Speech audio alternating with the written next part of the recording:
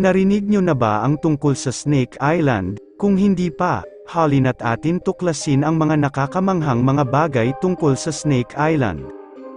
Ang Snake Island, opisyal na pinangalan ng Isla de Queimada Grande, ay isang liblib at nakakaintriga na landmass na nasa humigit kumulang 20 milya sa baybayin ng Sao Paulo, Brazil, kilala sa mataas na konsentrasyon ng mga makamandag na ahas, partikular na ang critically endangered na Golden Lancehead Viper, Bothrops insularis.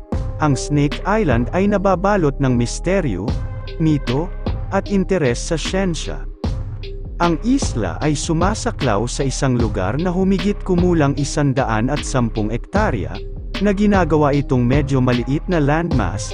Ang pinakakilalang mga naninirahan dito, ang Golden Lancehead Vipers, ay isang species na endemic sa islang ito at itinuturing na isa sa mga pinakamakamandag na ahas sa buong mundo.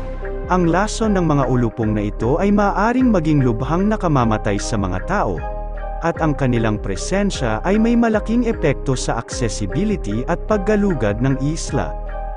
Ang paghihiwalay ng isla ay nagresulta sa mga natatanging evolutionary adaptation, na humahantong sa ebolusyon ng Golden Lancehead Viper bilang isang natatanging species.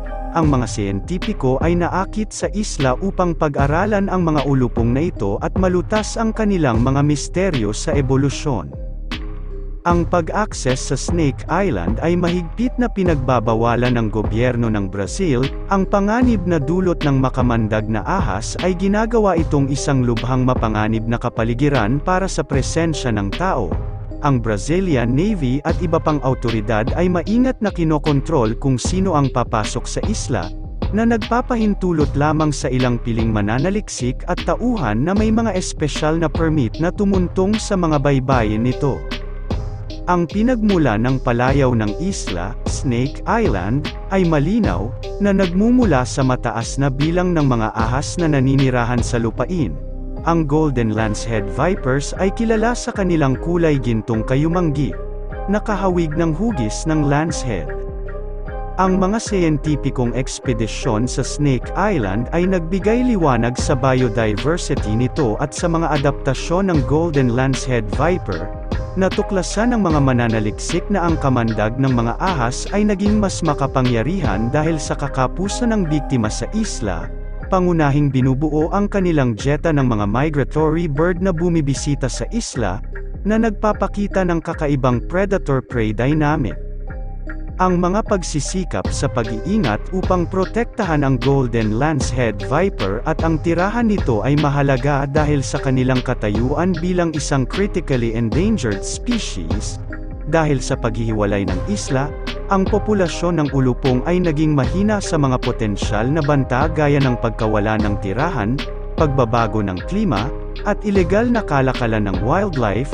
Ang mga conservationist ay walang pagod na nagtatrabaho upang matiyak ang kaligtasan ng kakaiba at marupok na ecosystem na ito. Sa conclusion, ang Snake Island ay isang mapang-akit at mahiwagang lugar na nakakuha ng parehong pang-agham na pagkahumaling at sikat na alamat. Dahil sa malayong lokasyon nito, mapanganib na mga naninirahan, at nakakaintriga na kasaysayan ng ebolusyon, ginagawa itong lugar ng matinding interes at research. Ang maselang balanse ng pag-iingat sa natatanging ecosystem na ito habang pinangangalagaan ang kaligtasan ng tao ay nagpapakita ng mga hamon na kaakibat ng pagtuklas at pag-unawa sa mga misteryo ng ating natural na mundo. Hanggang sa susunod, naway marami kayong nalaman sa ating video. Subaybayan ang ating iba't ibang nakakamanghang kwento.